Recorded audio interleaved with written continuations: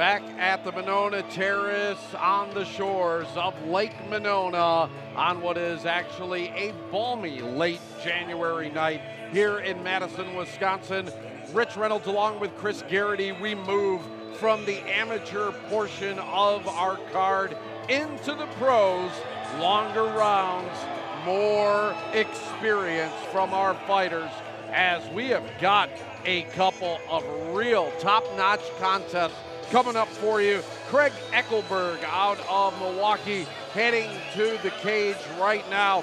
Eckelberg with a very nice pro record of 7 up, 3 down. And talking with promoter Josh Sterry before the fight tonight, he said the 2 fights that we have at the top of our card this evening are the 2 best pro fights in the state of Wisconsin ever. That's how good these fights are tonight. Eckelberg against Brandon Suber, and if you haven't seen Brandon Suber fight before, you really missed out in his fight against Mark Lemminger. We will talk a little bit more about that.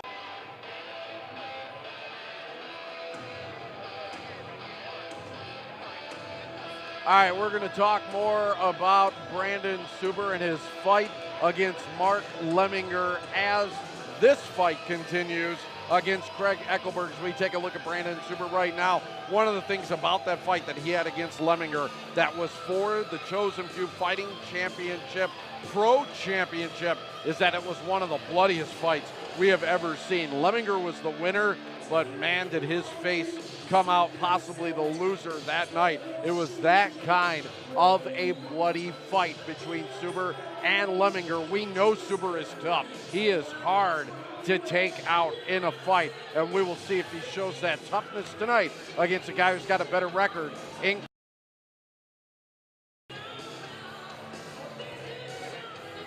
And we'll see if that toughness shows tonight against Craig Eckelberg. All right, back up to the cage. Ladies and gentlemen, our first professional bout of the evening is scheduled for 3 rounds in our super lightweight division and brought to you by the Coliseum Bar. Introducing first, this man fighting out of the Harley-Davidson in Madison Blue Corner. He stands in at 5'10" tall. He weighed in at 165 ready pounds. An impressive professional record.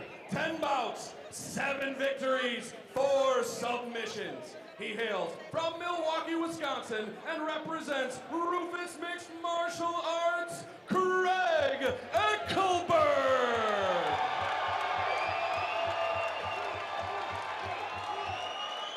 His opponent, this man fighting out of the Coliseum Bar, red corner.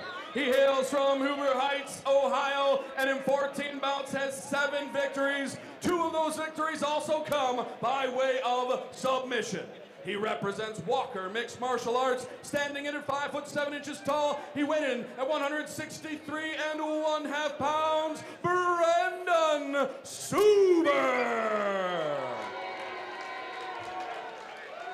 Big round of applause for Eckelberg. Not as much for Brandon Suber, who is fighting on foreign soil here this evening. But what we saw from Brandon Suber against Mark Lemminger definitely earned him another trip into the cage here at the Chosen Few Fighting Championships. That Suber versus Lemminger match, one of the bloodiest we've ever seen. And this is going to be just as tough a fight for Suber as Lemminger, because Craig Eckelberg is just as good a wrestler as Mark Lemminger, and is actually even a little bit more crisp in his wrestling.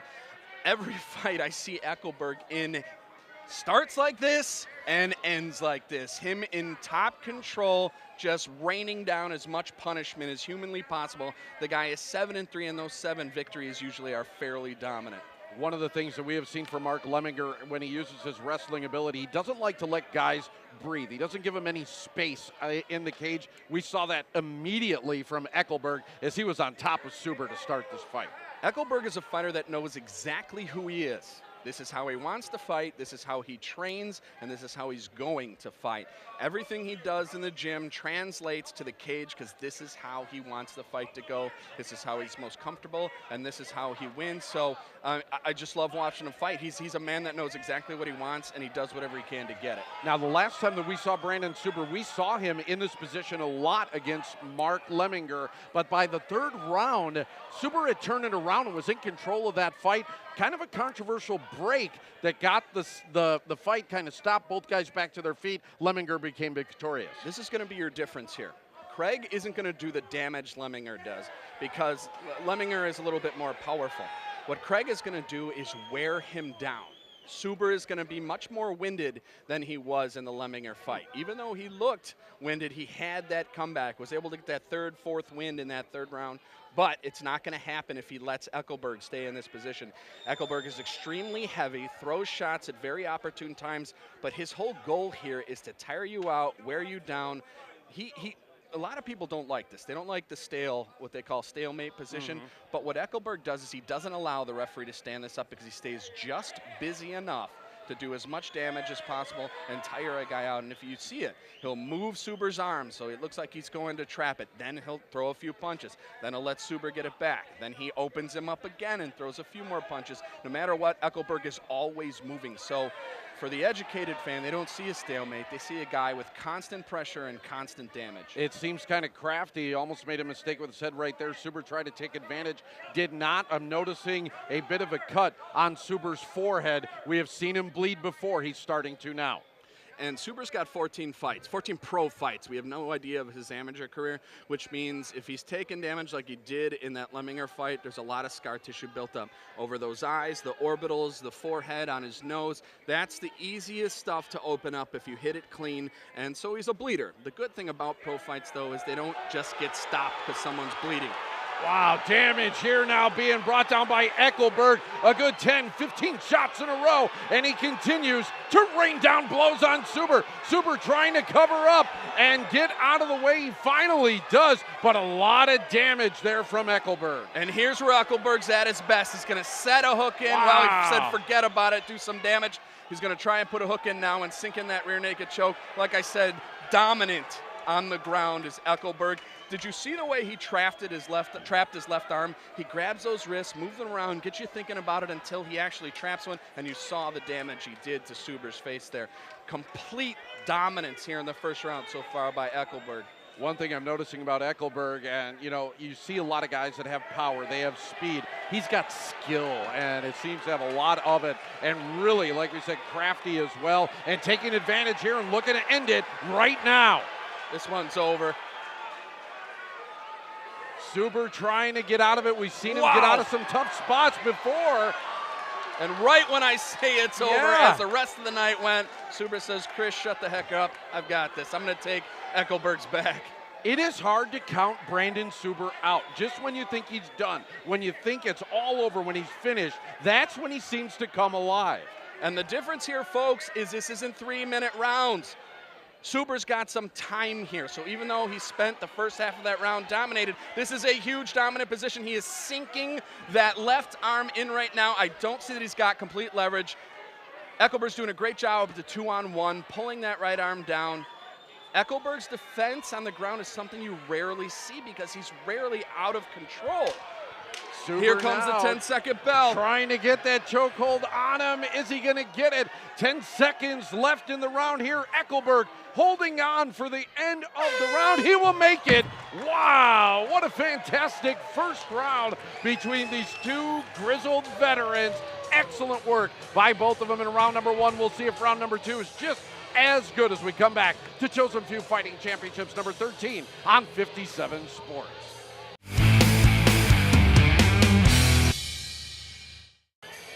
Tell you what, of all the stuff that we have seen tonight, I think I've seen the biggest grin from your face from this first round of action, Chris. Lot going on here. I love this sport, Rich, and this is the reason why. Dominated for 3/4 of a round. Both announcers have pretty much counted him out, and what does he do?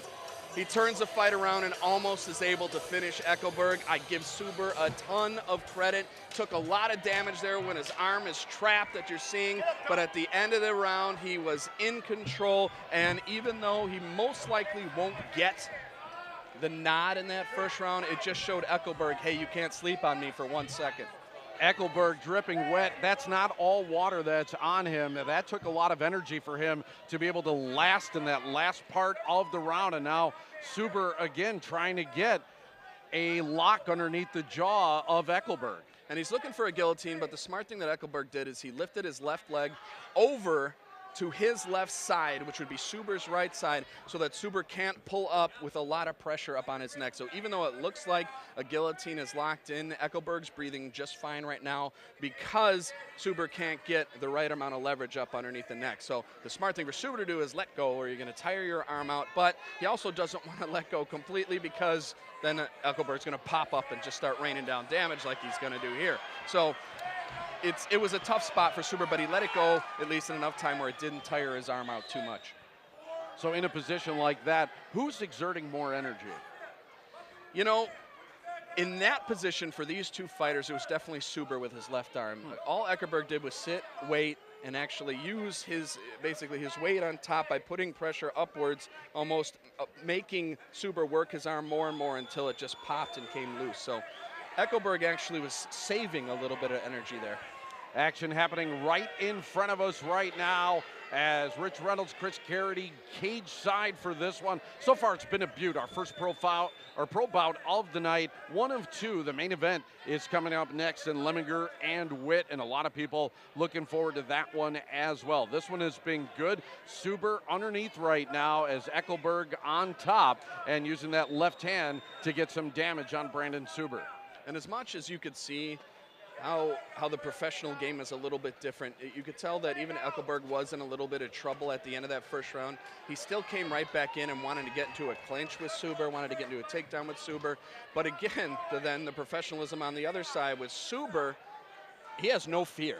And no matter how much trouble he was in that first round, he doesn't care what Eckelberg does to him because right now he's in control of this fight. We'll see if he can do any damage, and we'll see if he can get on top again because he almost sunk that RNC in.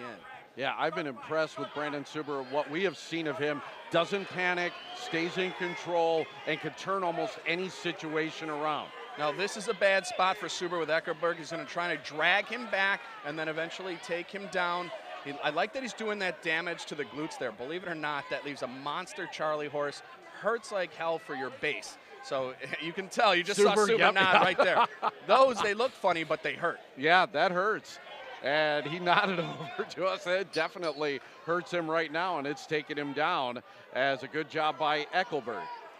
So now Suber's advantage right here is that he does have Eckelberg pressed against the cage. So if Eckelberg can actually use, his legs a little, maybe pop one out, push away from the cage a little. Now he's just going to go straight for the rear naked right here. I don't know if he'll be able to extend being pressed against the cage with his right shoulder. We'll see if he can get that locked in here. As taking a look at it right now, I'm not sure that he's got it locked in yet. Look how calm Suber is right now. I love these pros, man. There's no panic in him at all in his body movements, in his face. He looks like, okay, there's just another puzzle that I got to solve. So with 1 minute, 30 seconds left, you're in a similar situation that Suber was in the last round. Eckelberg pretty dominant the first 3/4 of the round. Now we'll see if Suber can turn around right here, because if you see that, Eckelberg's got his legs crossed, which you shouldn't do when you're in a back mount. Legs crossed can do a couple of things. One, there's actually a submission you can do from that point by using their own legs leverage against them and doing kind of it's like a slicer, what you can do with it. But the other thing, though, is it allows for a fighter to spin inside there and then get right into a mount, or not a mount position, but a guard position. Now, Suber hasn't tried anything like that, but we'll see. I'm interested and then right here. You see the legs are separated now. Yeah, most of the fighting right now going on with the hands and hand position seems to be so important for both guys right now as Suber trying to get out of this, and he does. Great job from Suber. He gets into side control, but Rich, is this going to be, again, too little, too late for the end of this round? Yeah, not sure how it's going to translate with the judges. Again, the judges have surprised us here tonight once or twice with a couple of the decisions that they had. especially in the women's bout. We'll see how they're going to score this one as the final 15 seconds of round number 2, and it seems like it's the last 25% of a round that Suber seems to come alive. And look, going for the Americana right here, or key lock. Oh, looked like he had it for a second. You want to do as much damage here in the last second. Eckelberg able to slip out of it. Both guys have used a lot of energy over the first 10 minutes. Final 5 minutes coming up next on 57 Sports.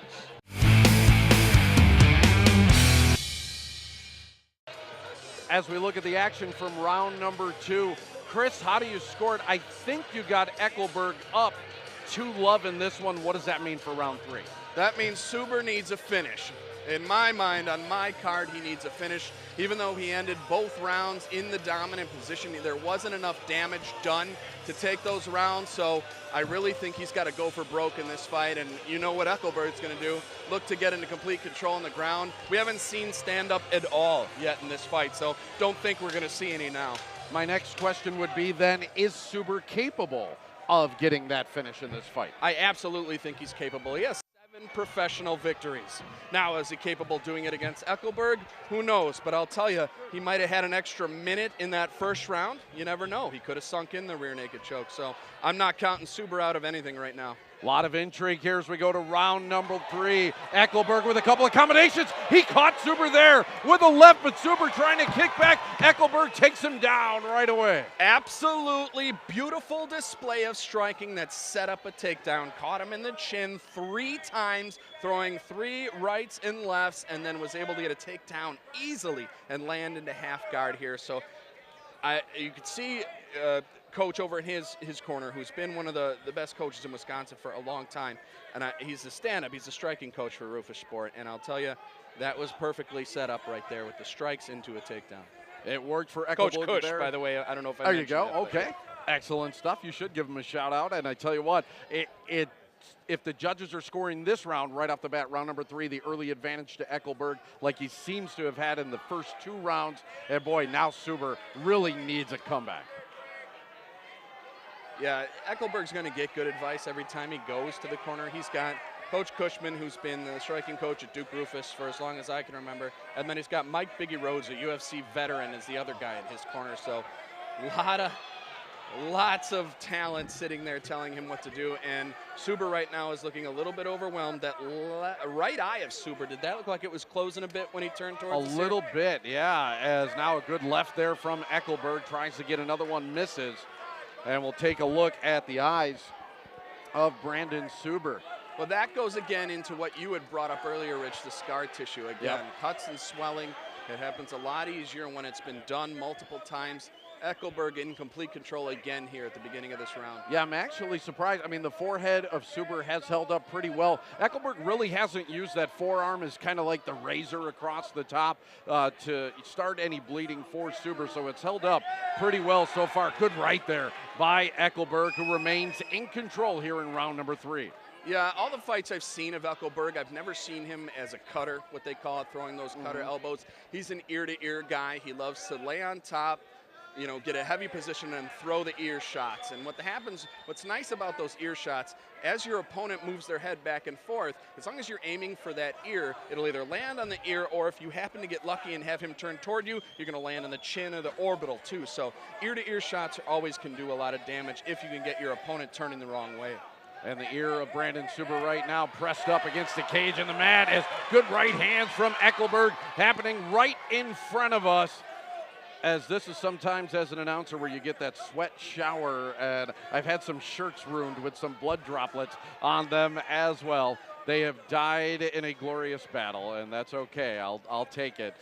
As right now Eckelberg remains in control over Suber. And Suber, I think this is where fatigue has now taken its toll. Remember I said Eckelberg is going to feel heavier than Lemminger, even though Lemminger is the bigger guy. So you can see Suber hasn't even tried to barely get out of this half guard. I mean, so I think he is just too wasted at this point to stop Eckelberg from implementing his game. Good rights again by Eckelberg right across the face of Brandon Suber. Another one there, an elbow, as Suber got caught as well. Suber in a lot of trouble here in round number 3. And those elbows are like hammers, just coming down like a hammer. Instead of, remember you had thought about slicers, cutters, where they swipe across, meant strictly for damage. That's not what that was. That was a hammer down on the orbital. Eckelberg in charge here at the Monona Terrace as our co-main event as he is looking to end this one. We are heading to our final minute of our final round. And here we go, Suber giving up his back. Oh, is this a ploy for Suber? He did this in the first round, was able actually to stand up, get the advantage, and turn it around on Eckelberg. We'll see if Suber's just trying to play a little veteran game here on Eckelberg.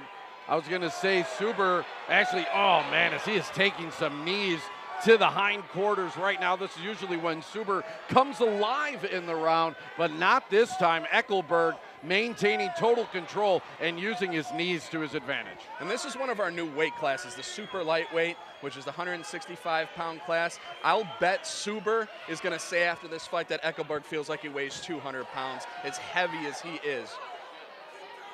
And did you see that there? So it looked like Suber was almost had top control, and then using a Kimura, Eckelberg actually turned it back around and has Suber's back at this point. And now going for the rear naked choke as he's got it under the chin of Suber. The final 10 seconds. Will he get the submission? No, it'll go to the cards. We think we know how this one's going to go, but we will have to head into the cage and the judges to find out. Chris, this a 30-27 match? It's a 30-27 for Eckelberg, but I think he'll be the first one to say it wasn't as easy as 30-27. I'll say it was a dominant 30-27, but not an easy one. Suber, a tough veteran in that cage. We'll go up to Chris for the decision right after this. Don't go anywhere. The main event also coming up next here on 57 Sports. Tell you what, the crowd is jacked up for our co-main event decision, and then going to the Mark Lemminger main event, one of the most talked about MMA events that we have had in Madison ever, if not the most talked about, as we go up to the cage. And Chris Garrity heading up right there, or heading up there right now with our decision. And I tell you what, I don't think we're going to have a surprise in this one as you take a look at Eckelberg. Tell you what, Craig Eckelberg dominant all fight long and representing Roufusport very well. I think his fans are going to be excited. Here's the ladies decision. and gentlemen, after 3 rounds of super lightweight action, we go to the judges' scorecards. Both Judge Struck and Sabetas score the bout 30-27, while Judge Winter has it 30-26. All in favor of your winner by unanimous decision, and fighting out of the blue corner, Craig Eckelberg. Easy call there. One judge even had an 8-point round as Eckelberg goes to 8-3 with a tough fought win over Suber. We're going to face Suber. this camera right here. It was a dominant victory, but not an easy one. Both in that first and second round, he was able to take advantage at the very end. Was he close to finishing or close to getting you at all in those first 2 rounds? No, I was good. I actually thought I had him finished in the first. But hats off to Brandon. He's a tough dude. That's 8 professional wins for me. 7 of them were finishes. So obviously, Brandon's a tough dude. But hold on. Hey, Toma! Stand up! I think you brought half the crowd here. They were cheering like crazy for you. Congratulations once again. You know, you always implement your game plan. Every time I've seen you fight, you're great at the takedown. You're probably the heaviest 165-pounder, meaning as much weight and as much damage you do just by staying heavy on top. Is that how you train? Yeah, it's how I train. But, you know, hats off to my coach, Scott Cushman. We wanted to throw those hands, but he threw that leg kick to the beginning, and I was like, no way. We went out top with Spun on his butt.